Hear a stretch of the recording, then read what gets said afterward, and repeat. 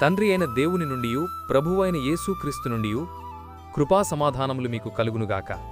ఈరోజు దేవుడు తన పరిశుద్ధ గ్రంథములో నుండి మనకు అనుగ్రహించిన నేటి దేవుని వాగ్దానము ఫిలిప్పీలకు రాసిన పత్రిక 4వ అధ్యాయము 6వ వచనం.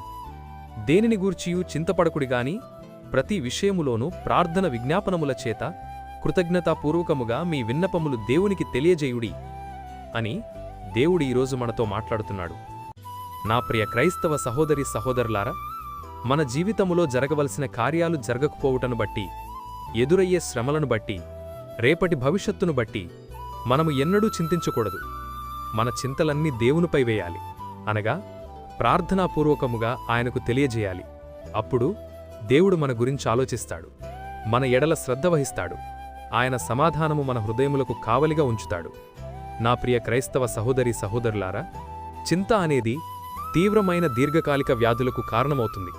అంత మాత్రమే కాదు, విశ్వాసి అయిన నిన్ను అవిశ్వాసిగా ప్రవర్తించేలా చేస్తుంది, దేవుణ్ణి అగౌరవపరుస్తుంది.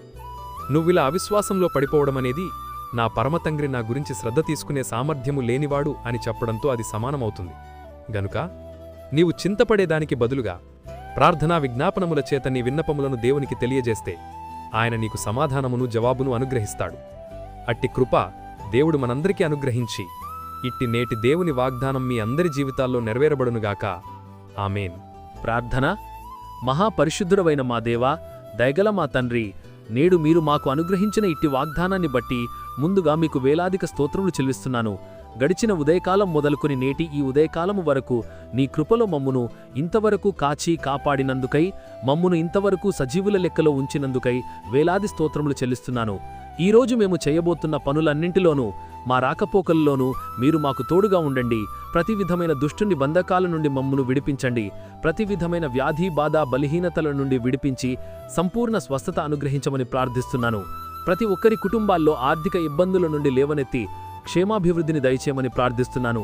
ప్రతి ఒక్కరి జీవితాల్లో శాంతి సమాధానం నెమ్మది దయచేసి మీ కృపలో భద్రపరచమని నజరేయుడైన యేసయ్య నామములు ప్రార్థించి వేడుకొనుచున్నాను నా ప్రియ పరలోక పరమ తండ్రి.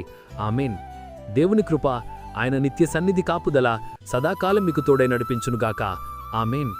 నా ప్రియ స్నేహితులారా, మీరు ఇంతవరకు మన ఛానల్ని సబ్స్క్రైబ్ చేసుకున్నట్లయితే దయచేసి మన ఛానల్ని సబ్స్క్రైబ్ చేసుకోవాల్సిందిగా ప్రభు పేరిట మీ అందరికీ ప్రేమపూర్వకంగా మనవి చేస్తున్నాను. దేవుడు మిమ్మల్ని దీవించునుగాక. ఆమేన్.